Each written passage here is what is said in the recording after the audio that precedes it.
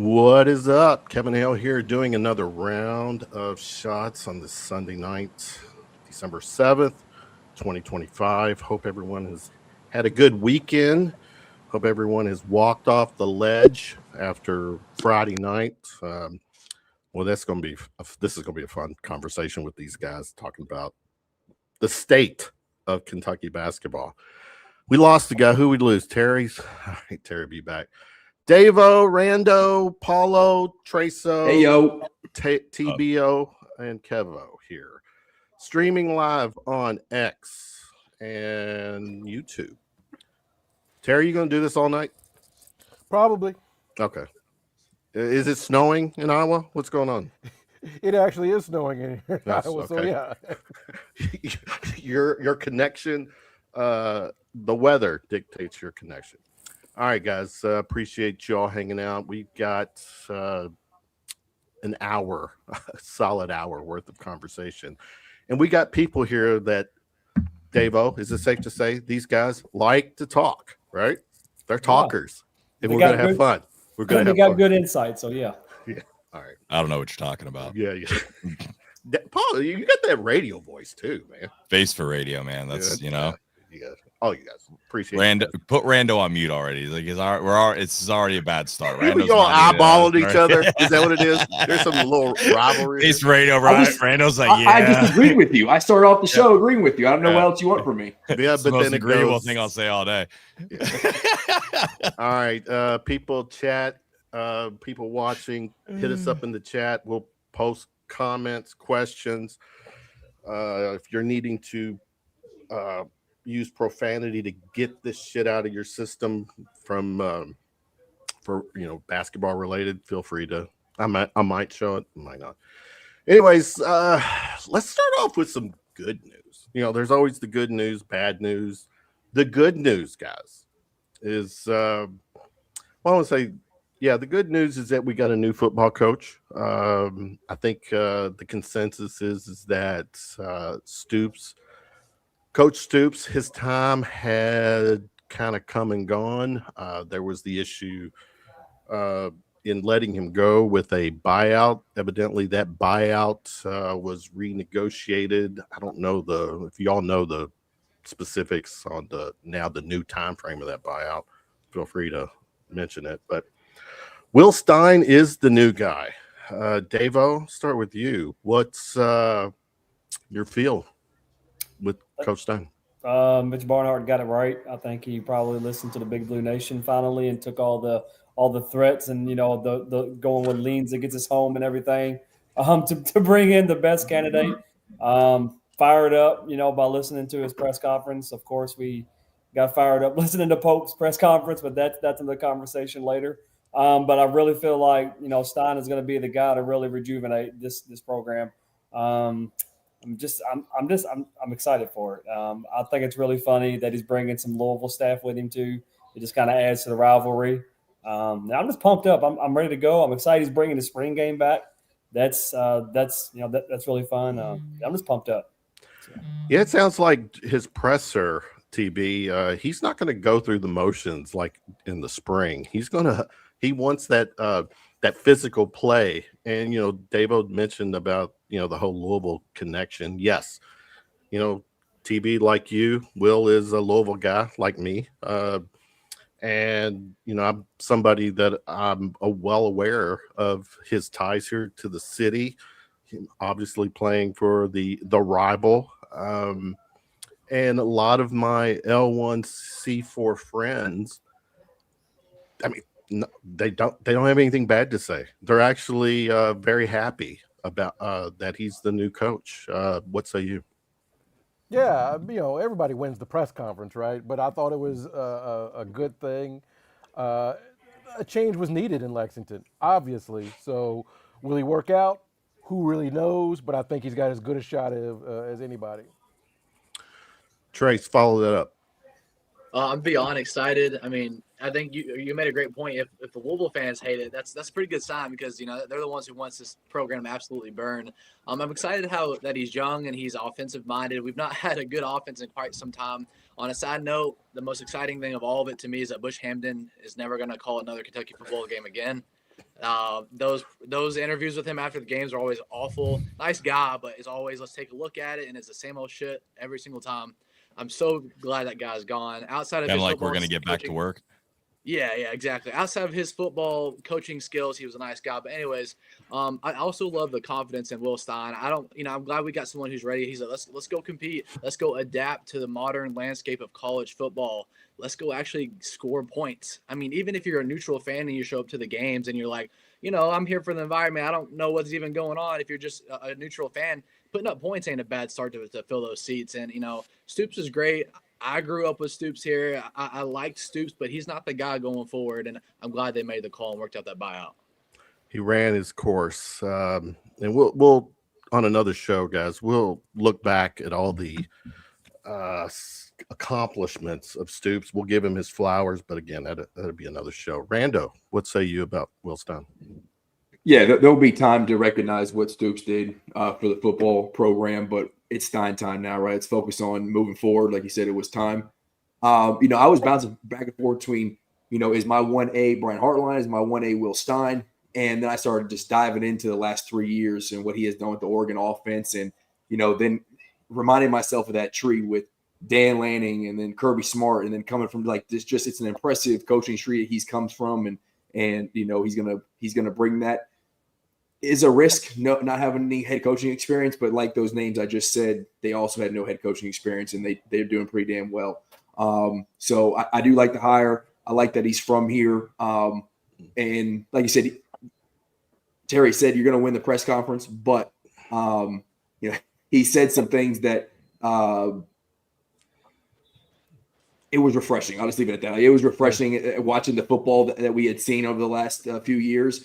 And he was like, "Yeah, we're gonna get to it. It's gonna be exciting." And I even liked him talking in third person, to be honest. Like, everybody works with Will Stein. I was like, "All right, dude, let's get after it." And I also think the GM hire is something that was impressive as well. So not just the head coach, but the fact that we're getting like legit staff and getting ahead of this thing after we have clowned Mitch Barnhart, which he's not absent of some issues, but we've clowned him for being behind. And with this hire moving so quickly and the things that are happening with the football program, you're like, all right, maybe he's kind of figuring this thing out. He's got to figure out what 2025 college football looks like. Paul, kind of piggybacking off Rando, some of the notes I made about Stein that I've just kind of in summary.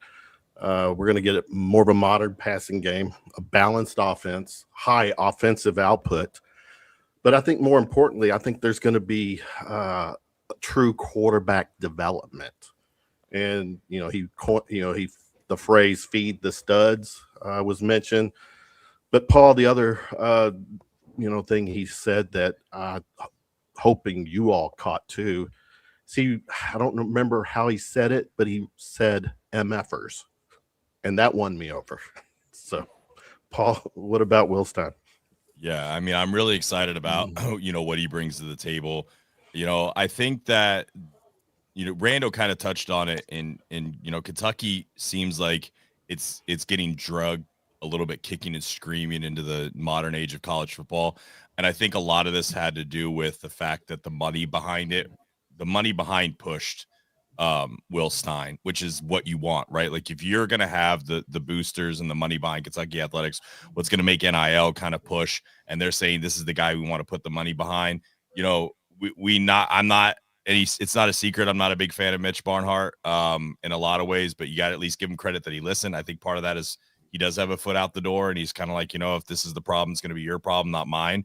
But Will Stein brings just such an exciting developmental process. I mean, he's got two guys, probably a third that's going to be going to New York. I talked to some people today that thinks Cutter probably stays even if Novosad comes. When you look at the fact that he played some games this year that was really exciting, and then some games when he played elite defenses, some of that had to do with the offensive line. The blocking scheme we had was just crappy. Some of it had to do with the fact that he made some late decisions. He did. Like if you watch replays and break down film, there were some throws that he missed, even against Vanderbilt, some guys that were wide open that he could have just made the pass. Even if he doesn't win the job, if Novosad or if somebody else comes, but I think Novosad's kind of the top name right now. Everybody, probably should keep an ear on. I think Cutter probably stays. The situation's good. I think the NIL situation for him is good. He's valued here.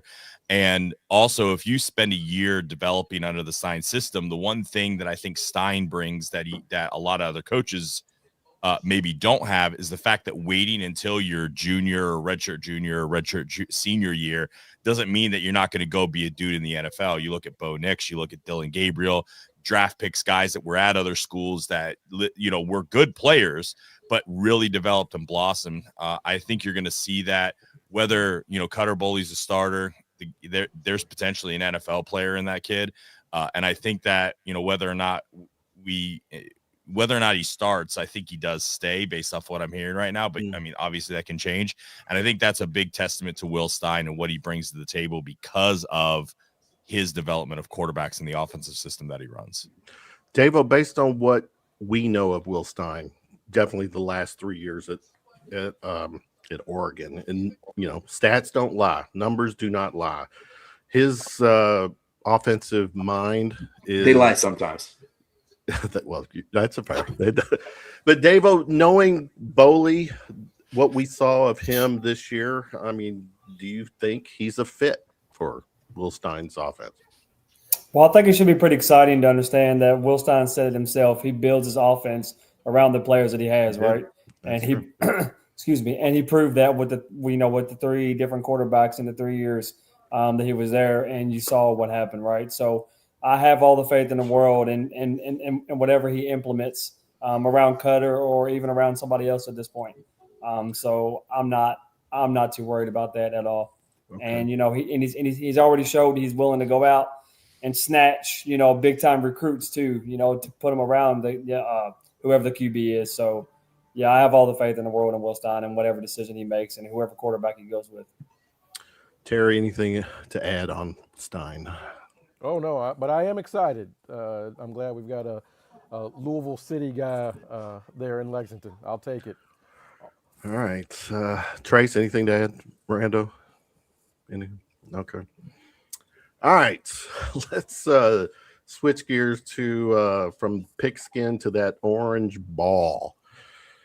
Oh boy, Kentucky basketball. Fire behind the pictures says that entire thing you need to say about it right now. The mood. This was a game played in Nashville where, from what I understand, it was literally like 98% blue in the crazy. And the guys just didn't show up. You had I've got video I'm going to share. Let me do this right now. Set you all up, and if it's if you all are subjective to any PTSD, I will apologize, but let me cue this up. I don't think I'll turn the sound on. Who's this? Okay.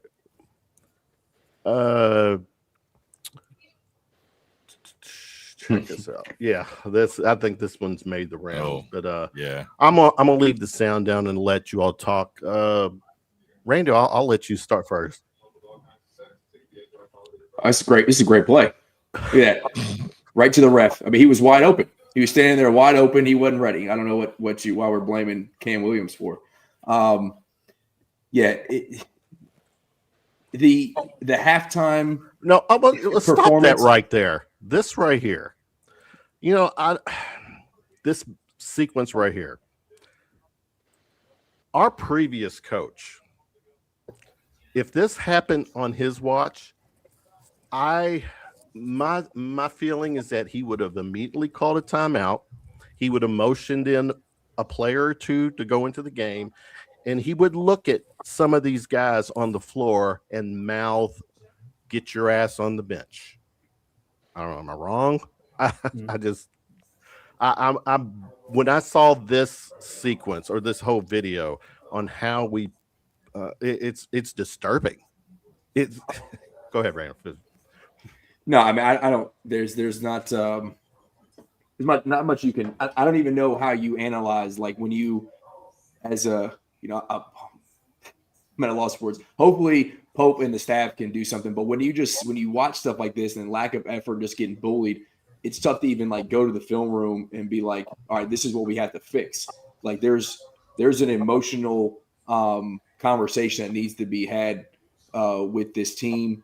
And I mean, and you talk about Cal before. I mean, we are not absent of ass whoopings and embarrassments under the Cal era too, whether that's at home against, lesser competition or, we remember some of the Kansas, we remember some of the Duke games. And we have done that. We've embarrassed some folks as well, but I don't even know where you start with fixing the effort issues when I'm assuming those conversations have already happened.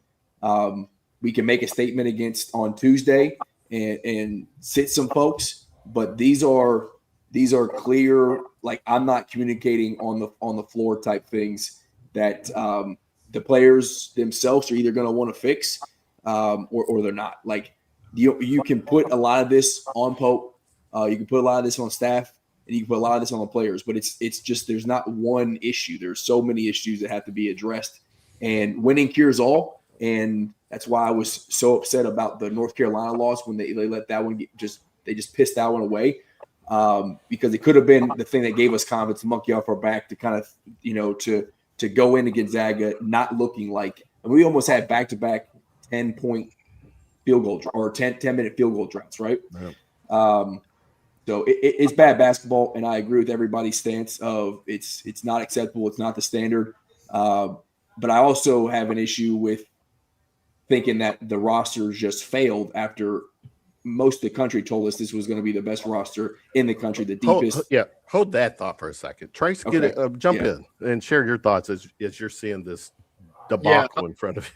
I was maybe 10 feet from the court watching this happen, and I couldn't believe. I'm trying my best not to exaggerate, but have you all seen the movie Space Jam? I'm sure you all have, where they take their powers out. I mean, look at those plays. What are we doing there? This is Kentucky, man. This ain't Kentucky State in Frankfurt, where I'm from. This is Kentucky, and that is happening. I'm at a loss of words. I was sitting next to Jeff Goodman, and there was an NBA scout next to me I think he did a lot of teams, and I kid you not, that guy left 5 minutes into the second half, said he saw all he needed to see. Left. Whoa. He was in Nashville for the event, so I don't know what else he went to do. Maybe he went out to Brighton. I don't know. He left, and I think it summed it all up. Anything man. else? Those are absolutely country music. He went anything else. Line dancing. And I think honestly, I think it's just $22 million worth of suck, because we suck at this current moment. Paul, I'm gonna keep playing this. Everybody's gonna get a take, but Paul, look, I think that there's a lot of problems with Kentucky basketball. Foundationally, that's probably a different show to talk about. I don't know where my picture just went. There we go. There you go. That was weird. Just shut off. That's probably for another time, but kind of I thought this was like a 2 versus 15, a 1 versus 16 type matchup. I made the comment on the space after the game. It looked like we were a mid-major playing a top seed. I mean, we can talk about effort. We can talk about continuity, whatever. There's no reason, even if these players aren't good, aren't like the best players in the world, to get thumped by 35 for all intents and purposes on a home court. I think it's the third largest margin of loss for Kentucky in the shot clock era. And I know, Rando, you said we're it's not like Cal. We didn't lose games. We lost games. We just lost closer. And I understand a loss is a loss. Like, it doesn't matter, right? And there's probably, what's more embarrassing, losing by 30 to Gonzaga or 5 to Oakland, right? Like, I guess it's like one or the other, doesn't really matter. But the thing that's clear here is that these guys probably don't like each other like last year's team did. That team looked like they would probably have jumped in front of a bullet for one of those guys last year. You had Lamont Butler basically playing on like one leg and one arm for games just because he didn't want to not be on the court. And when you're watching this, I mean, guys are jogging. No one's putting in effort. Otega Owe I don't know if he got bad feedback in the NBA or it just he wished he would have went. But I think half I wish he would have went at this point. Like, he's just taking up money and doing absolutely nothing. He's not trying. He's not getting there. And frankly, I don't know how this team beat Purdue, even in an exhibition game, because what we're seeing right now, Mark Pope looks very clueless on how to organize his team. You're right. He keeps playing guys that shouldn't play. He's not making a statement. And until he just benches, I'd rather them bench everybody and put the freaking walk-ons in and at least have effort to get when we're getting our ass kicked, then watch these guys run up and down the court jogging, making $1 million plus and getting thumped by 30 plus to a team that has no business beating us by 30 plus. Davo, your turn to give your analysis on this mess we're seeing here.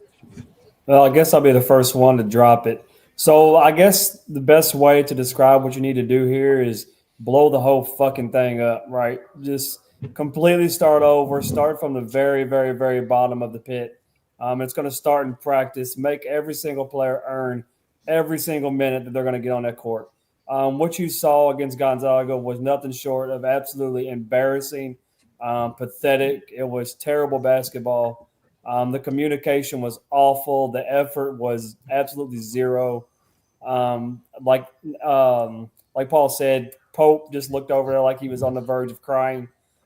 Which he does after every loss. It looks like he looks like that before games too. That's also just odd. Well, yeah, I know the last game before, I believe he was like walking in the arena looking sad. I don't know, guys. I can't remember who said it, but I know it sounds weird, but somebody said they may have too much talent, right? And that sounds stupid, but in a way, whenever you have so many personalities out there who all feels like they're the best player on the team, and they're all just like, no, fuck you, I'm going to get my points, and it's vice versa, and they just don't look together. They just, I don't know.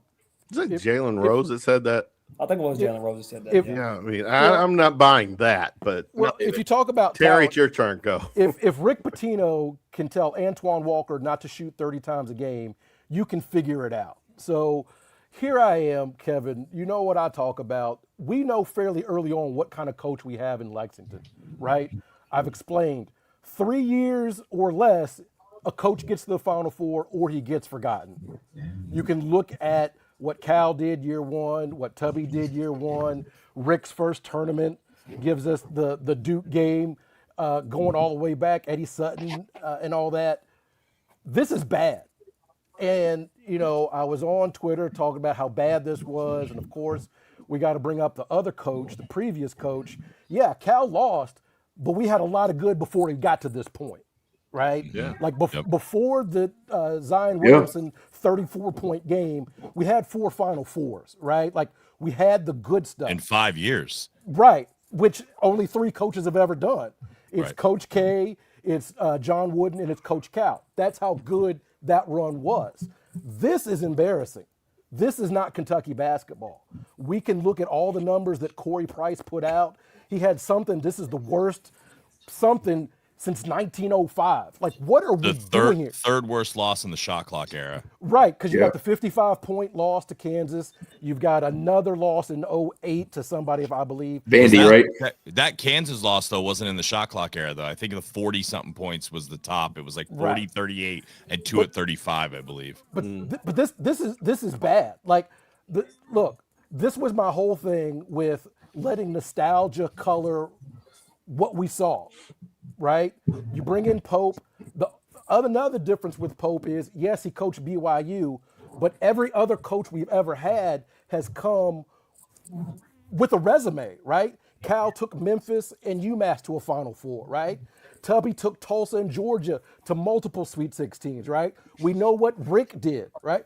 Eddie Sutton taking Arkansas to a Final Four. This is not a job you figure it out, right? Like, we keep hearing him say, I understand the assignment. I'm like, do you?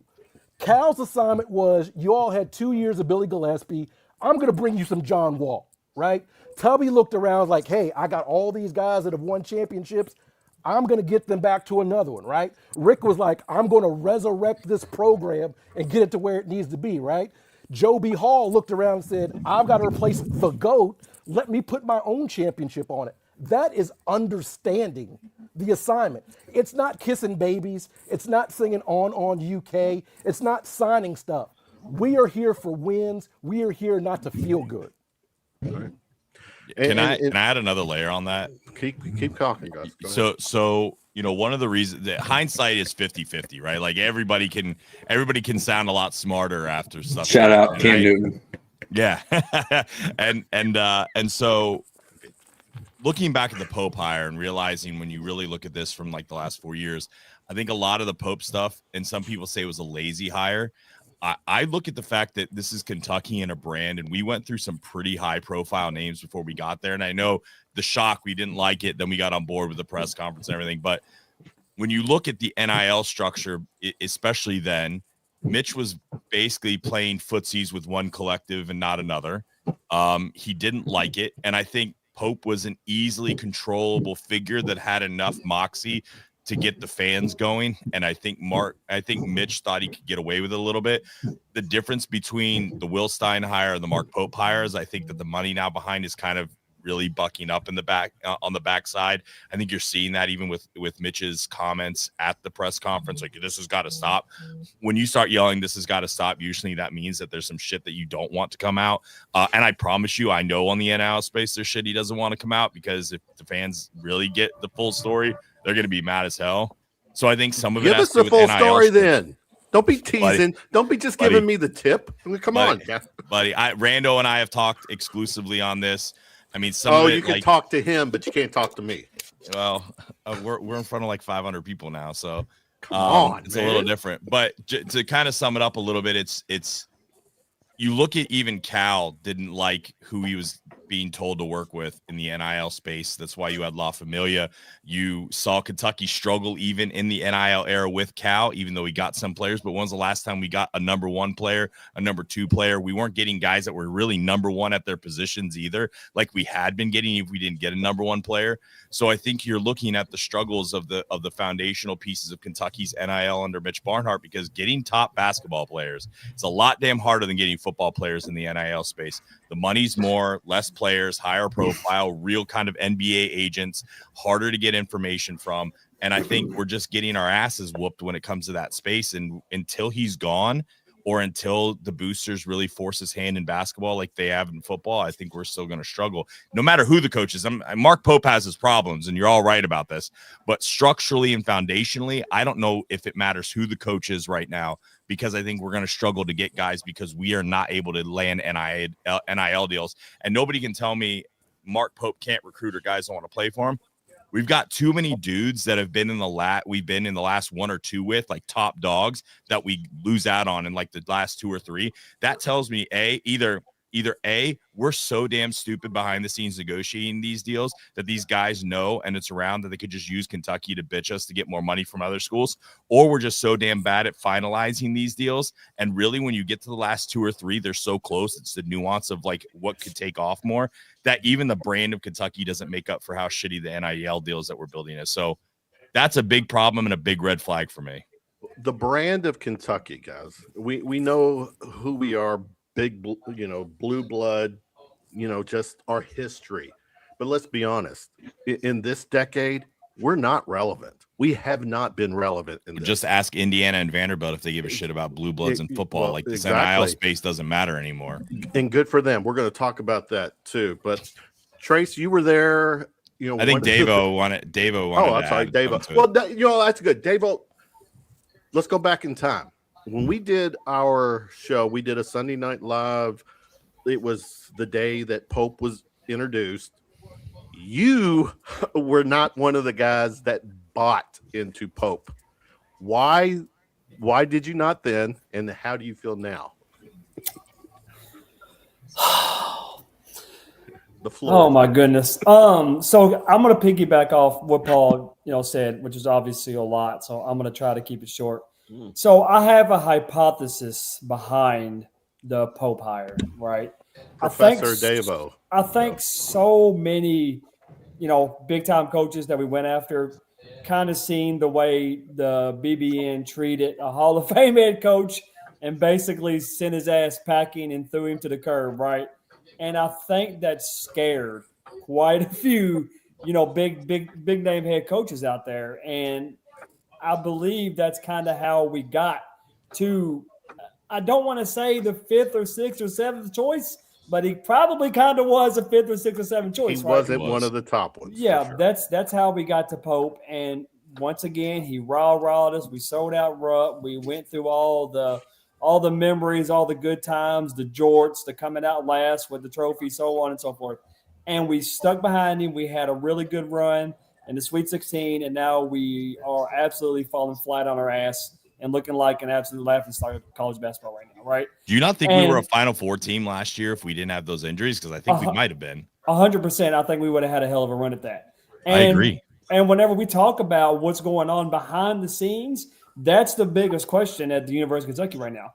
The behind the scenes of the NIL and all the leadership, that is what's fucking the program right now to not keep up with the likes of Vanderbilt and Indiana in football, right? And there was a story after the Gonzaga game that Gonzaga's entire roster was like $3 million in NIL. That's bullshit. That's all BS, man. I looked. It took me 4 minutes to get on Google and see what Spokane was reporting themselves. They got 2 players making $1 million each. Okay, well that's fine, but still, I mean, the behind the scenes. We are so Stone Age right now at the University of Kentucky whenever it comes to helping out with NIL and stuff right now. And until Mitch figures out what the hell he's going to do, hopefully between June and July, then I think we're going to keep struggling with this. And we better not hire from within either, because if you think it's going to get better, you got Rachel Baker's husband who's an executive at JMI. Tell me that doesn't stink.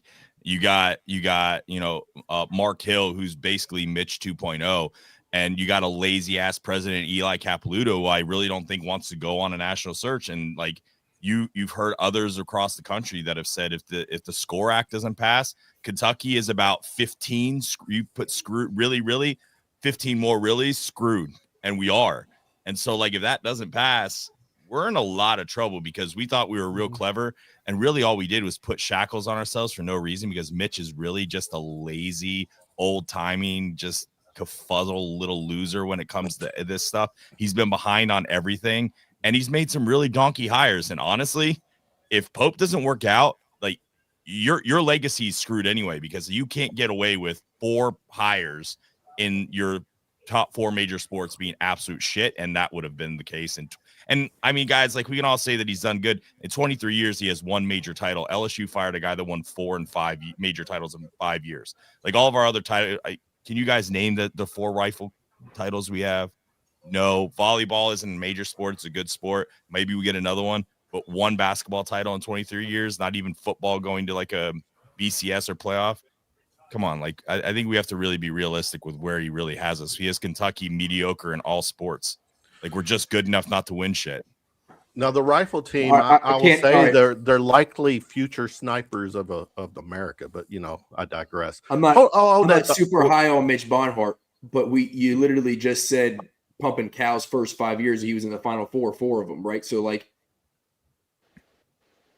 I mean, so which way are we going to roll with that? I mean, I think we had to lay some perspective on it. Like, yes, It was we a got decade ago, though. Okay, but I mean that, and then we let the I guy mean, go. I'll Listen, openly I'm not, say his first decade wasn't bad, but ever since like First decade was fucking awesome. It was. the last 10 years that he's been the AD, he's not adapted. And Rando, I think you'll agree with this. You can be good and then you cannot be good. And that's where I think Mitch is now. And I think it's right. What's going on now? He's holding us back. And yes, he's done good things for the university, but I don't think he's capable of adapting into what we need to be successful now. That's fine. When did NIL start? 21? So 20-ish, like, and then really 21, like, yeah. Let me. And that's when we've seen a super decline, I think. Yeah. Hold that thought, guys. Trace, I'm gonna go to you. You were there. You said, and the Boo Birds rang out and very loud, very fucking loud. I mean, I was like, whoa. They're sending them on. I'm watching on TV, clearly sending a message. And then I got BBN. It's the most passionate fan base. It's all probably the most entitled fan base, but there's a lot of delusion with this fan base too. And I saw some people posting like, why are it's a disgrace that fans are booing these kids. They're trying, these kids are they're paid players now. So that vibe, I want you to share that vibe, because to hear it on TV is one thing, but you to be there and feel it, to truly feel that frustration, because this is 3 games. We have proven we can beat up the little jabroni, but we can't take on the big guy. Go ahead. Yeah, I mean that. We started off 19-2 from the jump. I mean, it was like, whoa. What are we doing? 19-2. Someone said, I never fact checked it. Someone, I think it was on Twitter, said our first 47 shots, like we missed 42 of them. What? I mean, it sure felt like we only made 8 2-point baskets. I think EK made 10. EK made 9. Nine or 10. That's bad enough itself. I wasn't tracking it in real time, but that's bad enough itself. And that, if you haven't been, I'm sure most of you have been to a Kentucky game in Bridgestone Arena in Nashville. The SEC tournament's just like this too, but like Kentucky gets in there every single time, because you get a portion of the fan base that lives out in Western Kentucky or the states out there around there that, Lexington's 2.5 hours from them, but Nashville's an hour from them. Isn't it our second largest alumni bases there? It's like Atlanta's 1, Nashville's 2, and Dallas 3. I don't know, but they show it every single time, and I'm not exaggerating. There was 95% Kentucky fans there. 95. There's over 18,000 people there. 17.5% or 17,500% was UK fans. And when they started to boo the coach and the team, first it caught me off guard. Did I think it was deserved? Yeah, I did. I'm not discrediting that. But I was like, whoa, where is this coming from? And then they kept going on for a long time. There's a guy behind me, probably, 30, 40 feet. It got quiet on a free throw, and he goes, "Mark Pope, hit the road, buddy. Get out of here. This is unacceptable." And half the arena heard that. And I'm glad. I was glad when Mark Pope was asked about it in the press conference. He's like, "That's deserved. I mean, we do deserve that." But if your coach is getting booed, this is year 2, man. Not even halfway through year 2. I don't know. Those are some bad signs. This year, I'm afraid it's going to be really, really bad. We're just going to drug our feet the entire way. Unfortunately, the rest of the way. The TB, I'm going to let you get in here. Paul did his spaces Friday night, and it was a very spirited spaces, and I got to chime in. And one thing I mentioned, with Kentucky, Terry, we're a brand. It's not just a basketball school. It's not just a basketball program. It's a brand. It takes a certain guy, a coach, to lead this brand. A Pitino, a Calipari. They're guys that think and feel and probably know that they is equal or bigger than the program, for better or for worse. And that rub obviously with Calipari, when Calipari was like, what was that first year, 6 guys get drafted, that was the greatest night, that clearly rubbed, but you knew right away where he stood. He was a player's coach. It was all about the players. Championships will happen, but his thing was taking care of the guys. Pope is not that. He doesn't have that vibe.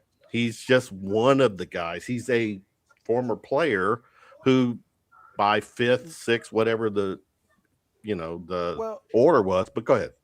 Well, you have to be kind of a dick to be this job, to have this job, right? Exactly. That was my thing with Billy Gillespie when it's clear this dude just wanted to coach basketball, and Kentucky's not the place for that. If you just want to coach basketball, stay in Texas. Like the Kentucky men's basketball coach, it may as well be part of political leadership. You got to go walking on the red carpet every night. Right, it's a different thing, and if you don't have that dickishness, the job will eat you alive. Like you've got to be able to say, I can do this.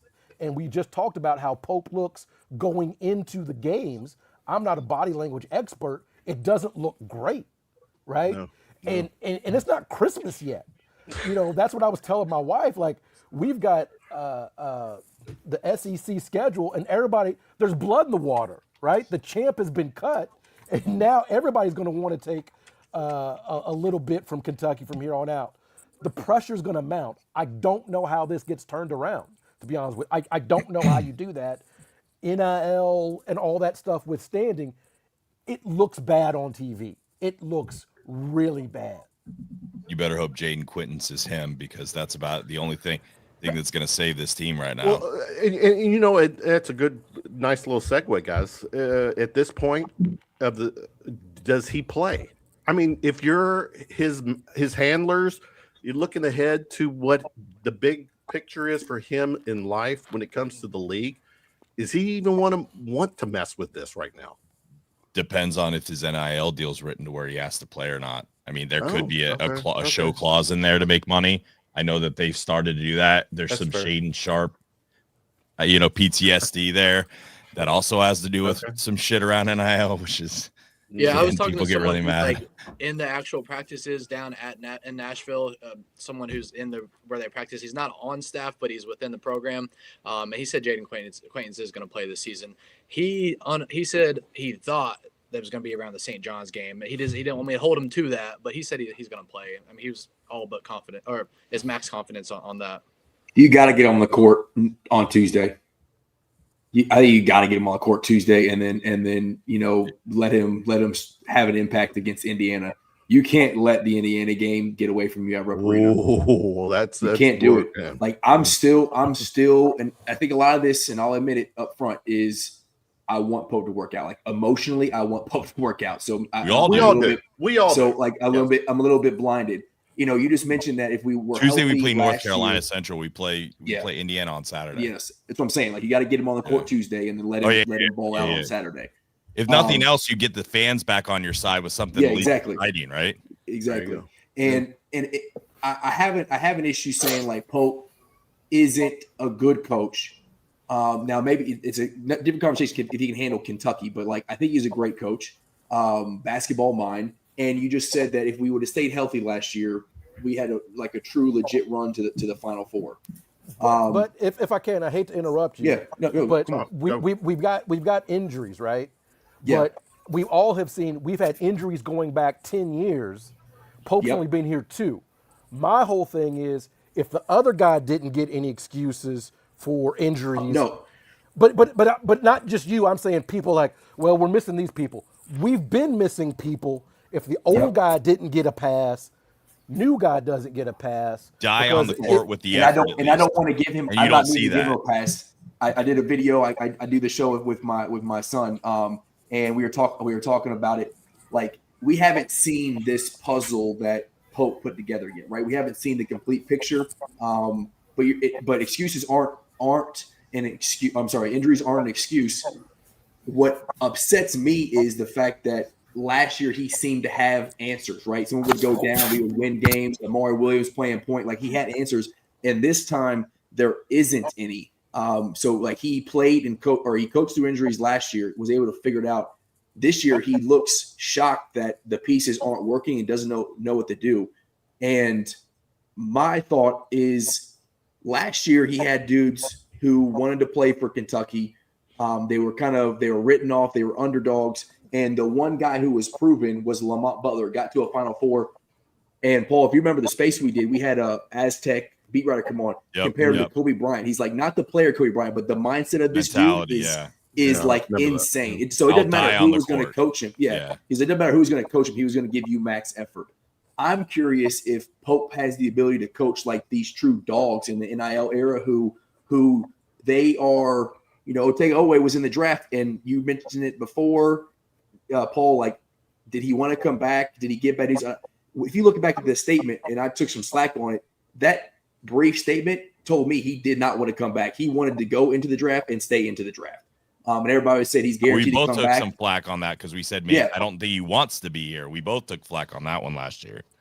And he came back, and that was big for the fan base. But so he didn't want to come. He didn't want to come back, but the NBA told him to come back. Is that what it was? I don't think he got that guaranteed, late second round 2-way contract that he thought, or the money that we gave him. Yeah, exactly. Okay.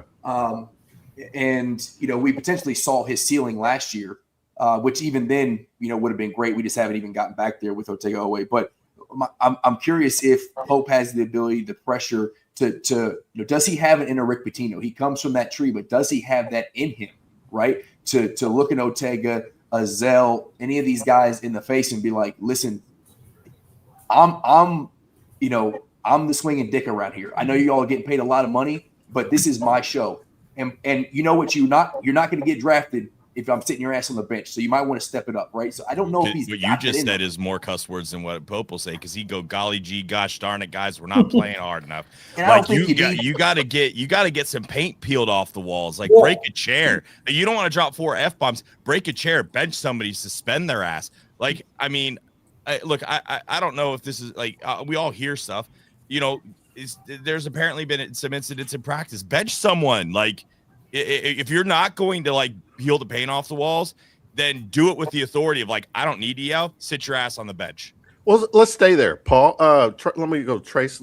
Let you jump in. Is there really truth to all this dysfunction within the team over girlfriends and all this BS? Talk to me. Okay, I think they aren't the friendly. I don't think they all love each other, but I think everything you hear is a little exaggerated. And I 101% don't buy the girlfriend rumor, because when that came out, the very next game at Madison Square Garden, the two mentioned Mo Diabate and Otega Owe were throwing alley-oops to each other. They're not doing that if they stole his girl. The last home game they just played, whoever that team, I don't remember who it was. Well, maybe the ball was the girl. No, I'm sorry. Yeah. And listen, these guys got multiple girls. They can pass them around. Oh yeah, they're rock stars. Rock stars, man. But anyways, maybe Zell's got the only irreplaceable one though. Let's be honest. Yeah, you ain't wrong on that. But at the last home game, starting 5, Otega comes out. He's the last guy called on starting 5. Who's standing at the end of the line to dap him up? Mo Diabate. Unless they're just great actors, that I didn't buy that for 1 second of it. But do I think? And they hear the nonsense, so I think that stuff is intentional. But sorry to interrupt you, but so I think they do that intentionally. Yeah, no, you're good, man. I think I do think they like each other, but when you lose, the morality comes down a little bit. People want to win. Everybody's not as happy as they were. But I think these guys like each other. May not love each other, but does Owe not know he's supposed to be the guy on this team? Well, I'm glad you mentioned that, because I got a tangent here. I drove back from Nashville right after the game. It took technically 4 hours to get back to the time zone. So I had a long road to think about what is going wrong with this program. And the only thing I could come up with is, hear me out on this. It's kind of a stretch, but I do believe it's true. We got time. I believe we have a lot of 6th men, 5th, 6th guys off of other rosters that aren't the guy. And so you bring all those guys in and you expect Otega Owe to be the guy, and they are all the guys that contribute to him. Well, he's not the guy. So it gets passed on to everybody else. And when you're not the guy and you're a 4th, 5th, 6th option at your other program, you're waiting for somebody else to create the action. You're going to help when you can. Right. And that's what we're doing. We're all just waiting for stuff to happen when Otega Owe needs to be the guy. And I wish Mark Pope would sit him down and be like, listen, you got the biggest payroll. Money matters now. You got the biggest payroll on this team. You need to be the leader, or this season is going to be awful. You've got to step up and get into people's asses and take charge of this team. Show your mentality. You're a veteran now in college basketball, and he's not. And listen, I've been around Otega Owe a bunch. One of the nicest kids ever. Very humble, very mellow, And that's a problem. You can't. I mean, he's so mellow. He's so nice. Go out there and on the court, have the Kobe mentality. Go out there and take initiative, and everybody else comes up around you, and that's just not happening. Trace, I'm glad you mentioned defensive that. end Odapa Owe on in Rupp Arena, right? That's what we need. We need that dude. And to back up what he just said, like I don't have like a ton of basketball sources, but I know like some of the bigger insiders and people who will know, like I'm friends with them, and I'm sure you do as well. And they all said there's no, like, that girlfriend rumor was BS. Like that, like there are issues. I think that there's maybe one predominantly issue with one other. I think there may be two players that maybe don't like each other, and that's just because of one is getting more playing time than the other one did. And I think that may be the only issue of where maybe there's some animosity there. But I think he's right. I don't think these guys are like BFFs, but I don't think they hate each other. But there's no chemistry there, like right, like that brotherly love isn't there. But yeah, the girlfriend thing was BS for sure. Correct me if I'm wrong, but wasn't there a quote not too long ago where Pope says, "I'm just too nice"? Didn't he literally come out and say that? Oh, listen, if I have people text me twice a week, and they're like, "Did you see this post on Facebook?" I saw somebody sent me a post today that said Mark Pope's resigning from the team because his wife has health issues. God, Facebook is cancer. Yeah, there's. I mean, that's. It was on Twitter. It wasn't on Facebook. It was on Did you Twitter. see the one that Leanne that said Leanne was filing for divorce? Did you see that one? Yo, can't get your news from Facebook. Sorry. No, it's so bad. I do see Leanne's face on the sidelines, and if Pope ain't gonna do something, you might be able to put Miss Pope in the locker room. She might snatch them boys up real quick.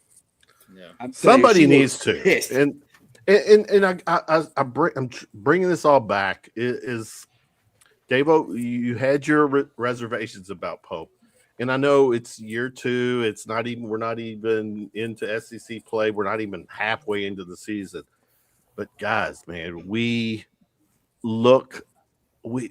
stink. We were preseason what? 8 number 9, 2 in right? the 9, right? Yeah. 9 preseason SEC number 2. We had the preseason SEC player of the year. This, I mean, we've become kind of the national joke, mainly because this 22. I don't even is that. Please tell me right now, is the 22 million legit, or is that just a number that we think is everything's ballpark? Okay. I've talked to, and I don't think it's annual. If that number's close, it's over multiple years. Yeah, I agree with that. I've talked to some people in the NIL space that says they don't believe that number that's inflated. I mean, I still think we probably have one of the highest, but it doesn't matter. Like, it doesn't. My matter. soapbox on this is just like, this is where I think you have a stupid ass athletic department run by dumb people. Of like, that as soon as that came out, and like I have my thoughts about where it came out from, if it actually came from the athletic department to make it seem like a flex. I don't think it, and it's not. But if you had a smart athletic department, you would have jumped right in there and just said, that's not true. Like, we're not doing that because football was like, well, you watched it was tear more, up Duke last year. Shire got embarrassed last year because he had the highest paid roster and couldn't get done with Cooper Flagg, #1 draft pick. So like, how you didn't like see that happen and go like, probably not a good idea. Probably not great. Did they get to the national championship game though? I think Duke didn't get to that. Did they? No, it was Houston, Florida. No, Final Four though. Final. Did they Final Four? Yeah. I don't remember. We're not talking Duke tonight. All right, man. This has been spirited, and I appreciate. Can I real quick? I will say now real quick. Get your final basketball. Okay, thank you. Thank you. We have no proof that we can be this team. Okay, so I'll preface for that. But we have seen a bunch of 20 plus, 30 plus losses by top ranked teams this year, right? Yeah. My hope is that Purdue the other night. But go ahead. Yeah, Purdue. At home. It just the team that we just got trounced by 35 to lost by 40 to Michigan. So like, we can, if we want to be, coach players like the folks, not we in this space, the dudes getting paid to dribble and coach basketball, right? We can come out and smack Indiana in the mouth and beat them by 30 plus 2 if we choose to. Right? This is possible. I am refusing to believe that every damn near every basketball pundit out there who looked at this roster and say this is one of the best constructed rosters ever. It's the deepest, that they were all wrong. Now, again, you got to be able to figure it out. And that's on Pope. And that's where I think a lot of the fan base should be chest poking him right now and telling him, hey, dog, this ain't it. And if you do this again, you don't have a long leash with us, right? And you just mentioned like the Kentucky brand's not going to give you that long leash. Terry said you got 3 years to prove yourself, right? 3 years to get to a Final Four because that's what they've all done. Does he make it to year 3 if we miss the tournament? I don't think so. I don't. Real quick, he is not getting fired. Hold on, man. I think the only way. Hold on, guys. Hold on. I tried to. I said I was going to do a hard stop at 10. Can you all go a little past 10? I'll have to jump. I'll have to jump off a few minutes after 7. Okay, we won't go that long, but I want to keep the flow going. I don't want to cut everybody off. So yeah, so I just say I think it's there. I think it is there now. I am worried that we need every single piece for us to get there. That's what it seems like right now. We haven't seen that yet. I think we need Mo D healthy. You got to have J-Lo healthy. Jaden Quaintance obviously is a big piece of this. And while everybody wants to say it's not going to help with shooting, it's going to help with rebounding and defense and toughness.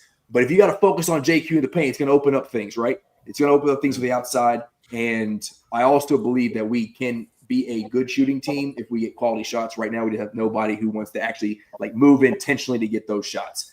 So I think it's there. It makes me nervous that, again, we have to have every piece to actually get there. But we go to Indiana comes to us, we play them, and we actually put a good performance out there. It can be a springboard to get us into St. John's and actually in the SEC play. Indiana is my last dying hope here. I got to see it, but I do think it's possible. We're going to find out what kind of team we have right now based on all the things that we collectively said over the last hour. And Trey's really put together the team. It's there. He believes in they got some good dudes. Ote Owe, our best guy. He's a good dude. Let's see that dog, right? Let's see that dog and take over a game. Yeah. And if it happens Saturday, I think that's a mass winning cures all. We do that Saturday and we springboard into January. That's big, and we turn the narrative around. He goes 500 or less, though. I don't think he gets year 3. But yeah, I'm telling you right now, if we lose to Indiana, okay, I'm saying if, I'm not putting a bad juju, I'm saying if you are going to have to find the best freaking, contractors in Lexington, because they're going to have to rebuild fucking Rupp Arena. They are going to tear that building down. Birds. I don't know if I agree with the year 3 thing, because it's too short of a leash. I think I would say extend it one more 4 years, but that's just my 4, yeah. The only reason I say year 3 is every coach that's got a banner in Rupp Arena, by year 3, they went to a Final Four. And the 2 coaches over the last 60 years that didn't, Eddie Sutton and Billy G, they're not up there. But by year 3, all those people went to a Final Four. And people tell me it's different now because there's NIL. Well, Eddie Sutton went to a Final Four, right? He lost in 86. He lost in 86, right? No, I'm saying Eddie Sutton took us to a Final. Did he take us to a Final Four? Not in 84, right? That's Joe B, right? No, I said, did Eddie Sutton take us to a Final Four? I don't think he did he? Maybe he did. All right, never mind. But you're right. We lost LSU. Never mind. Right. Sorry. My point is, I understand NIL is new, but when I say every coach, that is Adolph Rupp, 3 years, right? Yeah. What I'm saying is that's 80 years of basketball that's covering ups and downs. They let Negroes play in the NCAA now. We've got a 3-point shot. All this stuff has changed. So from Adolph Rupp to one and dones, every coach by year 3, Pitino year 4 because of probation. He got it. Yeah. What I'm saying is, if that is the standard, and that has been the standard since Adolph Rupp came from Kansas, it has to be the standard, even if we like the coach. Yeah, I just don't. I'm saying I agree with your point. I just don't think he will be let go after the 2nd year and not reach a 3rd year type. But of do you not think it depends on how? I think if we're under 500 and we take 2 or 3 more just ass beatings in the 30s, we don't make the tournament.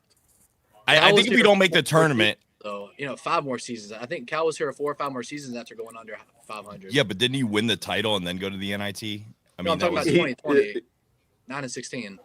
Yeah, but that I think, but Cal also had 4 Final Fours here. He also had Elite Eights. That Elite Eight versus West Virginia was such a fluke because they were like a 24% shooting team. They just shot 1,000,000 threes and hit them. Like that was different. He had a title under his belt where I think that's different. Like people were willing to give Cal. And then, the year before even, we probably would have won the national title with that team. Like that's the biggest what if. But you look in the biggest thing here too is the NIL era. How are people going to give Pope money? Right? Are we going to be able to bring in like big recruits? I mean, think about it. The biggest recruit that we've gotten in the Mark Pope era, we needed Vince Morrow to get. All right. And Vince Morrow's gone. We needed Vince Morrow to get Jasper Johnson to save our ass in that debacle of how that was handled. Vince Morrow is texting or tweeting Nick Roush during a game. But anyway, I digress. Yeah. Enjoy your 2-year run, buddy. Yeah. But Tress, let me ask you this. So we're talking about possible not making into year 3, which I think is crazy also, right? But in this era that we're in now, and as quickly as you can get results with the NIL and the transfer portal, right? If he has, and I hate to say it, but it's trending that way. If he has a super shit season and we don't make the tournament and we finish something like 15-15, isn't there a possibility where there has to be some sort of conversation had between? I'll tell you why. There's not. Mitch Barnhart's still here. That part I do agree with. I don't think there's. But I think also, who are you going to get to overwhelming replace pressure. him? You got Pope, who was like, we saw how we treated him last year with selling out Rupp Arena, and we embraced this guy after we initially wrote him off as the hire. If you fire him after year 2, who's going to come in and take this job? Going like, wait, hold on. I mean, Billy Donovan come in here. But why? Like, I mean, because the best in the world, because the best coaches want to be it, because they want that pressure, they want that fire. Like the best want that. Like Michael Jordans, the Kobe Bryant, Cal flirted with Phil Arkansas Jacksons. because he was done with it. I don't think that. I think Cal flirted with Arkansas because the NIL structure was so damn stupid. I honestly believe that he got a boatload of cash. He's still landing recruits. I kind of with Paul here. I think some of that had to do with the fact that La Familia, he was being forced to work with a guy at Club Blue he didn't like. And there's a lot of reasons behind that. And I don't think he wanted to deal with it. And I think the fans, Rando, I think it contributed. Like if we were winning and the fans loved him, I think he might have tried to stay. But I think it was also like, well, I'll go get $1 million less, but I'll go get $4 million easier, no stupidity in my NIL to go get rosters. And I think that was a big contributing factor there because they don't play by the stupid rules that Mitch does. I think if you kick a head coach out of here after 2 years, I mean, I hope we remember we did get turned down by Danny Hurley and Baylor's coach Scott Drew. Yeah. Now, there's a lot of pressure here, man. The last time, Trace, that we got rid of a coach after 2 years, we then got 4 Final Fours in 5 seasons. Yeah, there is precedent. There is precedent to get rid of a coach after 2 years at Kentucky. Doesn't that also show that we're super serious about winning? If we're willing to say hit the road. This is not football. This is not football. Yeah. But would you have in the beginning of the season thought we would have given Mark Stoops a $38 million buyout either? Like I don't think it's likely, but I think the conversation if he goes 14 and 16 or 14 and 17 and we get 15 and 15. I don't think just missing the tournament, but if that happens, like I agree with you. I don't think it's likely, but I think that this thing could get so toxic that I don't know if you could bring it back to like Dave's point. Nah, that's the problem. Davo, keep talking, Davo, real quick. Again, for the record, we are a basketball school, 100%. a basketball school. And the boosters, the people, the crafts, all them, it's basketball or nothing here. Mm-hmm. If the basketball Crafts have only been giving basketball for the last 2 years again. They stopped under Cal. Like that's what people don't realize. Like they weren't giving what the last couple of years Cal was here, and so like they're now back involved with this thing. Okay. And now you've got a big swing. You've got some big boosters that are sitting on the sidelines now that won't do it until Mitch is gone. Like so when I say the back end is tumultuous, there's other factors here that can play in and give pressure. I agree. I think I would say it's a 25% chance he's not here next year. but that 25 could go a lot higher because we've also seen Mitch try and run it back and then just crazy shit happens and then the coach isn't here. I mean, look at what Cal did, you know, the kumbaya, and a week later he was gone.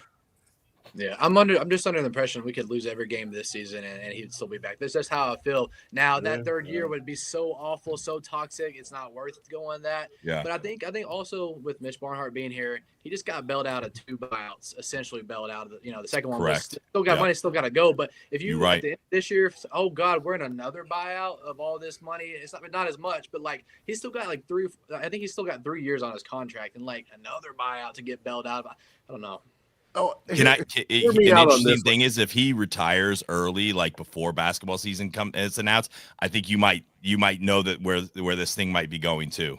Yeah, but that's where I've told the fans all the time, we've got to stay more engaged. We can't just roll over with the next hire. It's got to be a national search. We've got to clean house in that athletic department, top to freaking bottom, because the stories coming out, even of JMI, how they're like running like revenue stuff and like the people that don't even know what they're talking about with our basketball team.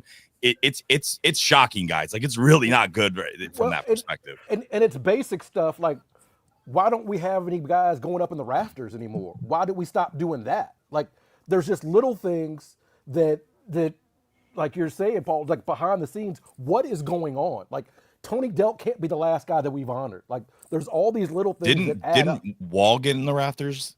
No, he's not up there yet. I mean, that's crazy. Why would we not put him up? None of the 3 national players of the year up there. That's the kind of stuff that's like, what are we doing? Like trying to explain this to non-Kentucky fans. They're like, you all haven't honored Anthony Davis? AD should have been up there 5 years ago. Like John Wall's not up there? It's like, nope. Yeah. Like it's wild. It's this little stuff that you're like, this is weird. Plus, Mitch needs to be gone because of the swimming thing, if we're being 100% honest. Yes. Google the swimming thing, and you'd be like, that dude needs to get out of the paint. And I've been a Mitch fan. That's enough. That's ugly. To go. Yes. We all could talk offline about some stuff and then see how you want to go with some of the, because there's stuff that's just as bad as that shit that's back there. Like anyway, I'll get on a soapbox on this, man. All right, yeah, I'm with you. Hey, yo, I'm gonna jump off. If you're still going like the next like 20 minutes, I'll jump back on and get in the conversation. We never know. I mean, if we're here at we might be here until tomorrow. I'm left coast time, so I got all night. It's Rando, thanks, brother. But Appreciate it. Hey, we're smashing Indiana by 20 something. We'll chat later, brother. Book it. Thank See you, you, Rando. All right. Is there any scenario where Pope has an epiphany and says, let's say at the end of the season, his record doesn't get him into the NCAA tournament. Oh, we're Terry went, but he'll come back. Would he step down? I don't think so. This is his dream job. I think he's going to get up there until he gets removed. But hear me out, Trace. BBN likes to be heard. In Nashville, you don't think that vibe will carry into Rupp Arena? That will be just. I don't care how much you love a program. You're not leaving 26 million, 21 million, whatever it is on the table. Okay. Yeah. That's generational money. We had, unfortunately, fans don't, and nowadays don't make as much difference. I mean, unless they just don't show up, in mass numbers. But like we had Cal go to Texas Signs, and he was here for a couple more seasons. And I think it all depends on the NIL and boosters and things like that, and the behind the scenes stuff more than the fans, unfortunately. Peanut butter posse.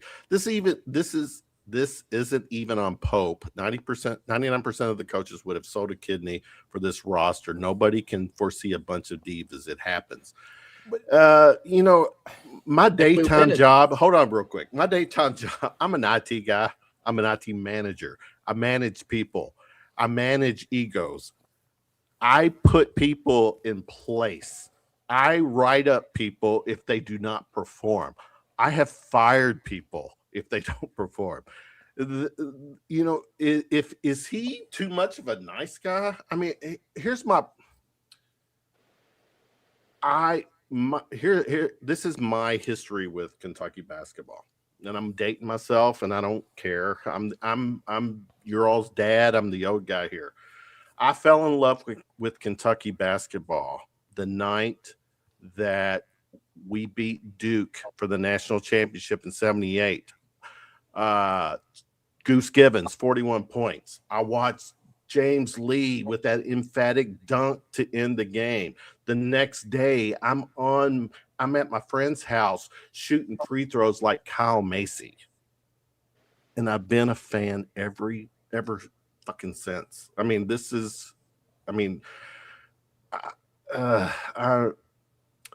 we are a basketball school. Basketball is our thing. And when I see the talent, there's talent on this team, but there's a disconnect. And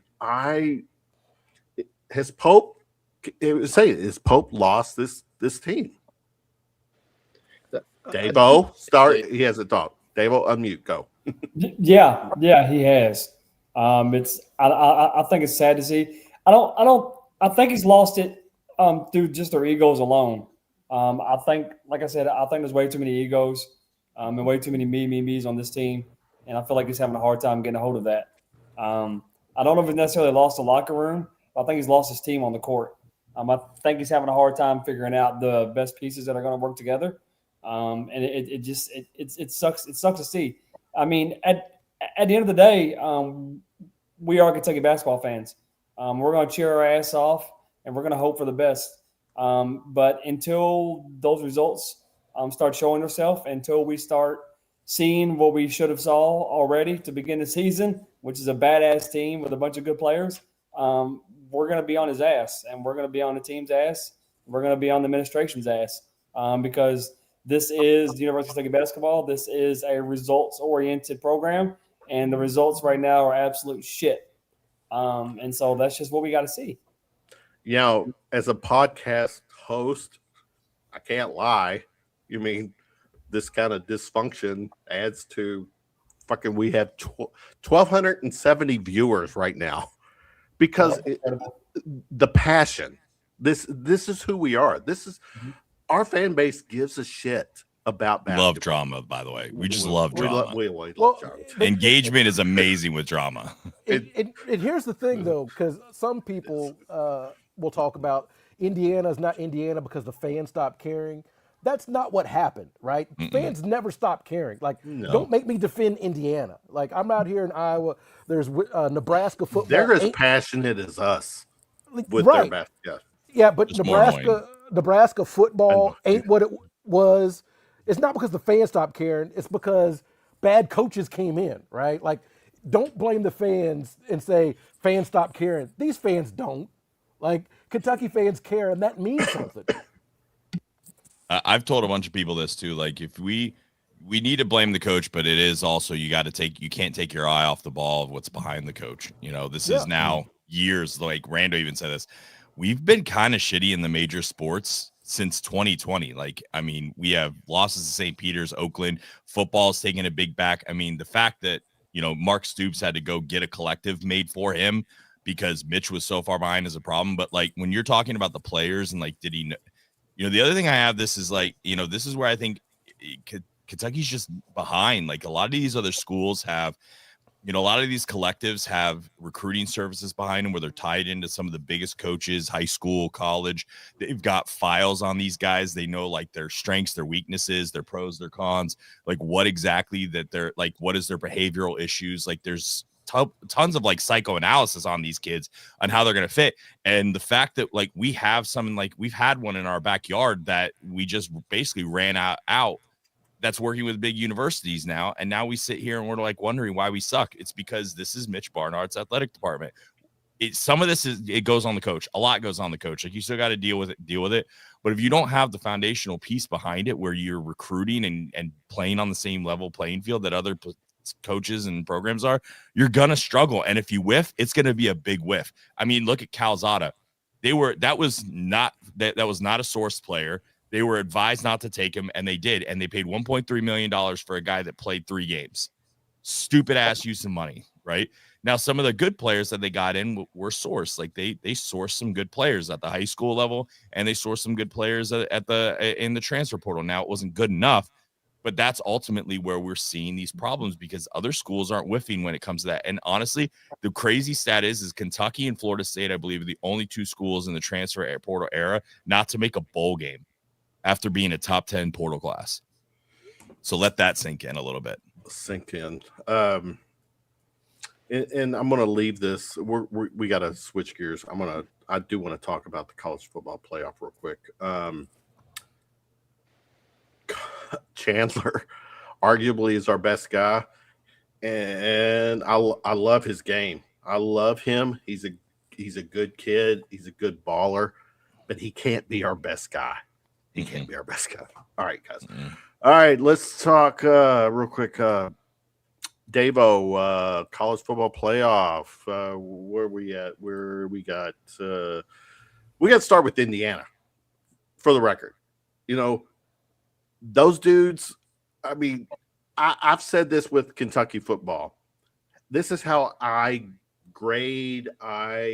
look at the success of Kentucky football. How good is Louisville doing? How good is IU doing? How good is Vandy doing? It's kind of that Bermuda Triangle, if you will, of schools that, that we should be better than. We haven't. And all right, so we're past it. We're not even close, but we're past it. But give IU their flowers. They fucking did their thing. They defensively, yes. which was crazy. Yes, exactly. The one thing you're like, if they could win, it's going to be a blowout. But they held them to 10 points, which made that's elite because Ohio State's got dudes. Yes.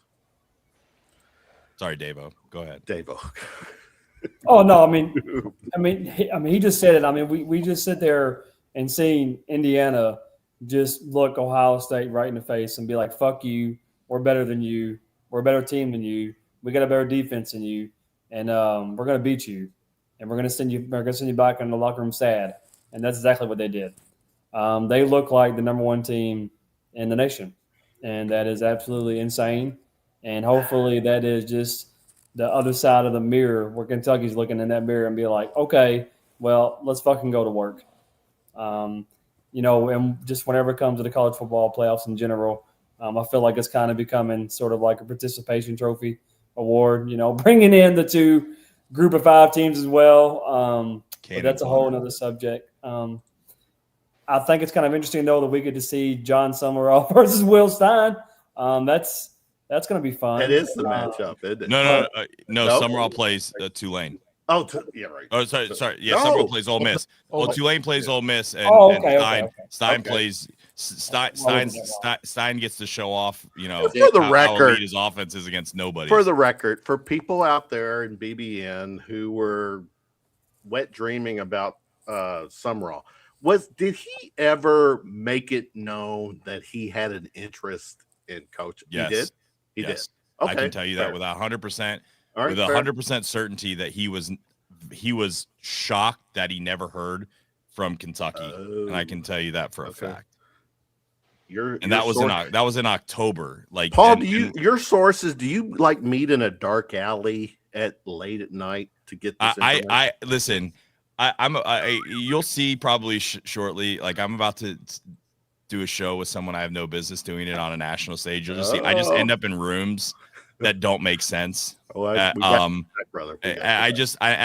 know people, but like, it's just, I've just been lucky that way. But I mean, we were hearing, and there's a tweet I put out in October that, like, I know the fans are like always talking Summerall, but the name that kept coming up was Stein. Like, that was the name on the backside that we were always hearing from boosters. Trez, I'm sure you were hearing that name a lot as well. Like, Stein was like the universal name you kept hearing in multiple segments, and you would hear Summerall, but Stein seemed like he had the most momentum because I think people didn't want to go. I think boosters didn't want defense. Stoops coaching defense, but also you replace a coach with a guy from that coaching tree. I think that's just like, if they were going to break, they wanted a clean break. Yeah. All right, Paul. Clearly, your sources. We probably don't need to know names, or we would need to be on witness protection, kind of thing. Yeah. Trace, you're probably the same way. Your sources for all your information. Yeah. Right. All right. So undisclosed. Staying with you, Trace. College football playoffs. What's your take?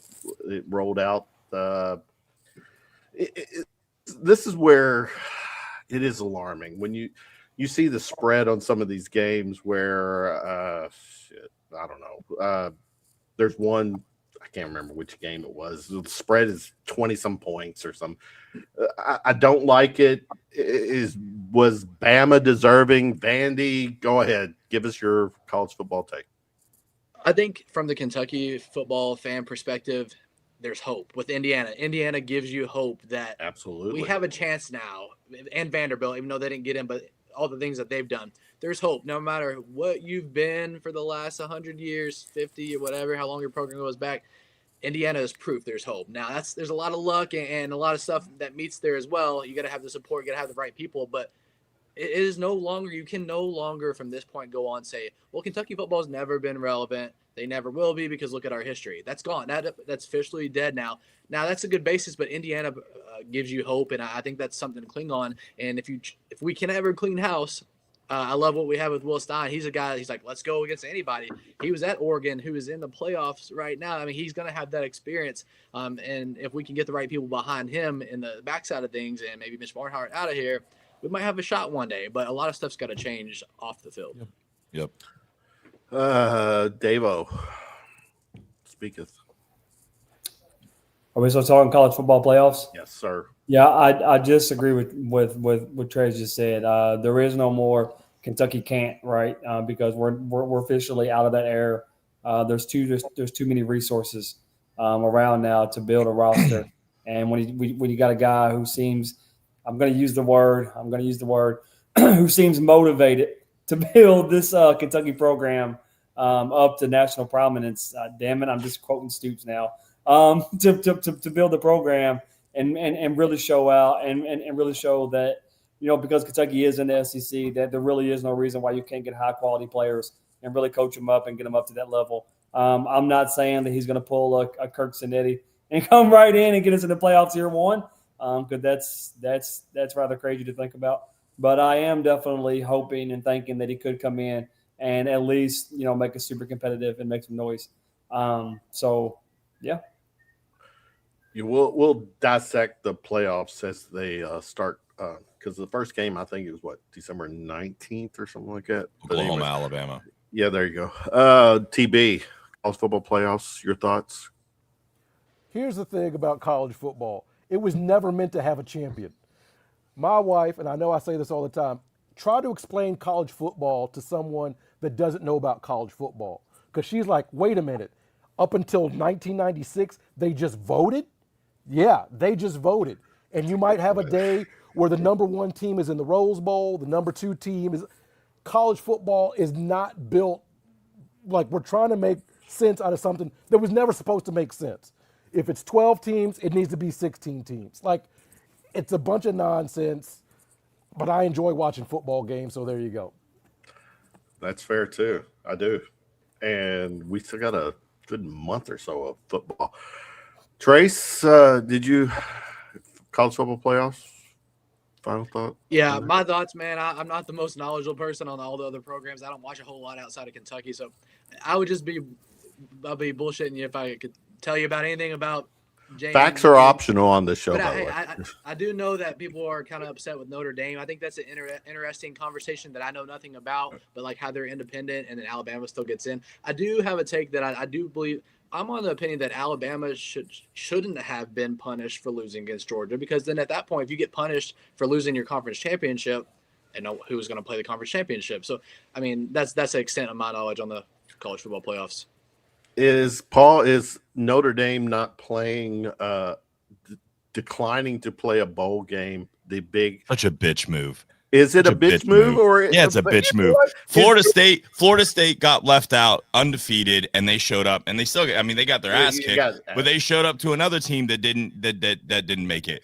And look, BYU could have made an argument. And I do understand the logic where people are saying, oh, SEC bias a little bit when they're saying like, oh, Alabama lost, but so did BYU. So why did BYU get punished for getting? I mean, first of all, BYU got waxed. I mean, The thing that does shock me a little bit is that Alabama didn't drop at all. Like I think Right.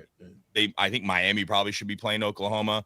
I mean, and people go, what does it matter? Like, I think they match up better with maybe a little bit better against Texas A&M. But when you look at the road that Miami has to go through is a little bit different now because they've got to go, through Ohio State potentially in Georgia. Tulane Ole Miss and Oregon, you might as well just congratulate them on making the quarterfinals because they have bye weeks. And the thing that irritates me the most about the college football playoff and TB, I get it. Like if it's not 12, it's 16, but you could have had a hell of a tournament with 12 because if you don't have Tulane in there, you don't have JMU in there who are both 20-point underdogs in a playoff game. These are like week 2, week 3 type matchups. You have maybe Vanderbilt or Texas or maybe it's Notre Dame and Vanderbilt or Notre Dame and Texas. There's 3 teams that are out of the playoffs right now that legit could probably win the damn tournament. Are you telling me you want to play Vanderbilt right now? I sure wouldn't. I mean, Notre Dame maybe I think is the weakest of that. Texas, would you want to play them right now? No, Texas has elite talent. It was just like Miami getting in. Like if you're Texas A&M right now, you wish that Golden Dome would have showed up because the last thing you want to see is Miami's ass walking in there. Miami's elite front four. They have elite speed. They probably have one of the top 5 wide receivers. He's a freshman in the country. They have an unbelievable secondary. They fly to the ball, and that defense has just gotten locked and loaded. We can talk about Alabama all you want. Miami has beaten everybody that Notre Dame's played by worse, and they beat Notre Dame. So I think when you're looking at teams that are clicking, that's going to be real interesting. But also, like, kind of the storyline this year is going to be, do any of the bye teams actually win? Because you got to think about all the teams last year that had a bye went 0-4. So there is that whole precedent of playing college football continuously can really be good. I think that sets up well for Miami. I think Ole Miss is in a good spot. I think Oregon's in a good spot. The trickiest matchup, I think, would be Miami and Ohio State, but I think it would feed families. And I'm going to tell you right now, that revenge factor for Miami from the 2001 national title, those kids were half of them weren't alive. I promise you, Miami's going to run that whole freaking team in there and let them know how much that means to them to get that revenge.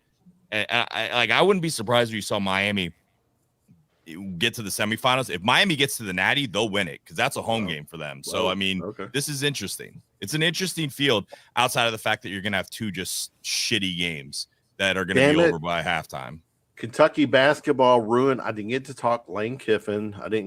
There were several other topics I didn't get to talk to because it's 10:29. It's on the east side.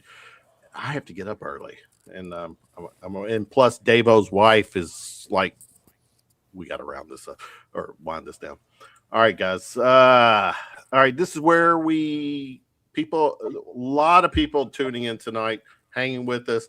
I give props. I got to give my love to Trace and Paul, your followers. You all are on here, people watching because of you. Appreciate you guys. And you guys have a standing offer to always hang with us on a Sunday night and shoot the shit here. All right. This is the last part of the show. Final shot. Everyone gets to just say their last take for the night. Davo, I'll start with you. Go. I'm going to come completely out of left field, and hopefully that I have any of my former clients on here for my business. For the 2 of you that don't know, I'm a wedding DJ, professional wedding DJ. That's what I do for my career. I just had an incredible year. I did 51 total weddings this year, which is incredible. So I just want to thank all my former clients and tell my future clients that we're going to rock it out in 2026. I'm already off to an incredible start in booking for 2026. So thank you to everybody. I got one last wedding coming up this Saturday, and we play Indiana, and the bride is a massive Kentucky fan, and she kind of wrote me whenever the schedule came out and was all like, David, I'm so sorry, and blah, blah, blah. I said, don't worry. It's going to be on my phone right next to my decks, and we're going to watch it. She said, can I come back and watch it? And I'm probably like, you probably don't want to come back and watch us now. So just kind of enjoy this wedding reception and have a good time with me. Yeah, but thank you to everybody who's trusted me to be a part of their super special days. Plug the name of your service. Yeah, you ready for this? Go. Wildcat Sounds DJ Services. Located right here. in We, Gwinnett you know, State. here's the thing. BBA probably could have guessed that. Yes. Fuck. I love it. Yeah. And you So do the scratch, right? If you want to talk stereotypes, yes, I do some scratching. Yes. All right. Appreciate you. All right, TB, give me some final shot, sir.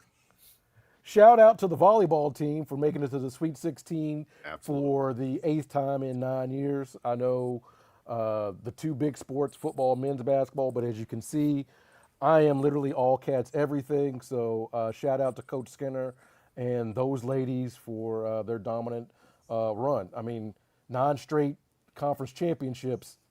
That's a decade of kicking everybody's ass. So I think that's a pretty good job that Coach Skinner's doing. So hopefully they can get another national championship. Paul, is that one thing Mitch did right with the Volleyball. volleyball? Yeah. That's that. We won't get mad at volleyball. We're pretty good there. Staying with you, my brother. Final shot. I'm shout out to the BBN. Really, like this is. I know social media can be a toxic place, and there can just be a lot of wild shit. But I think you're starting to see. I think in the last several months, a desire for this fan base to really understand what's going on in the NIL space, in how some of these teams are starting to, that are historic. I mean, Indiana, I think, was the losingest power team in a power conference until recently. I think that mantle is no longer theirs. I mean, think about it. They were worse than Vanderbilt.